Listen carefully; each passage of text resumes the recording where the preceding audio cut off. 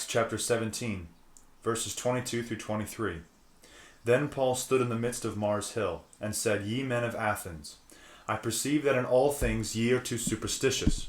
For as I passed by and beheld your devotions, I found an altar with this inscription, To the unknown God. Whom therefore ye ignorantly worship, him declare I unto you. Several hundred years before Jesus was born, a plague broke out in Athens, Greece. In an effort to stop the plague and appease the gods, the Athenians sought counsel from a wise man named Epimenides, from the island of Crete. When Epimenides arrived in Athens, he was amazed at the number of statues of gods that the Athenians had erected, to which he stated, Gods must be easier to find here than men. The elders of Athens eagerly gathered on Mars Hill the following day to hear the wisdom of Epimenides and his recommendation for dealing with the plague. So the wise man instructed the Athenians to gather at Mars Hill, bringing with them a flock of sheep, a band of stonemasons, and a large supply of stones and mortar. He also commanded that the sheep be prevented from grazing the entire night, so that when they arrived the following morning they would be hungry. The following morning Epimenides stated, Learned elders, you have already expended great effort in offering sacrifice to numerous gods, yet all has proved futile. I am now about to sacrifice based upon three assumptions rather different than yours.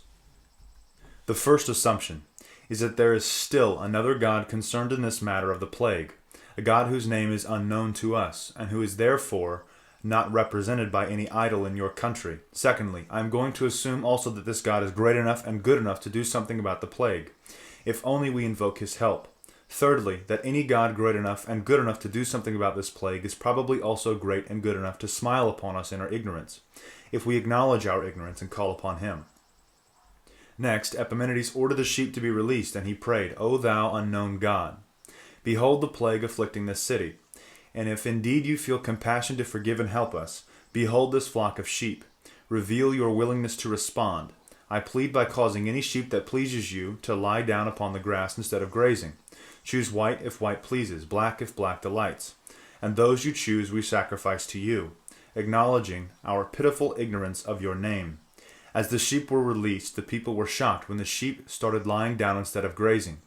Wherever they lay, an altar was erected and a sacrifice was made to the unknown God. The Athenians were freed from their plague, and the legend of their deliverance at the hands of the unknown God continued unto the time of Paul when he entered into Athens. The amazing event became Paul's point of departure for reaching the Athenians with the gospel of Jesus. God had laid an historical foundation to prepare their hearts for seeking and believing in a legendary unknown God, a God who had already demonstrated his saving power among them, but one whom the apostle had now come to identify and fully reveal to them. God continues even now, preparing souls in mysterious ways throughout the world. He is looking for laborers to go into the harvest fields, and no matter where you are, there's a harvest field right outside your door. So go forth. There's so much work to be done. God bless and carry on.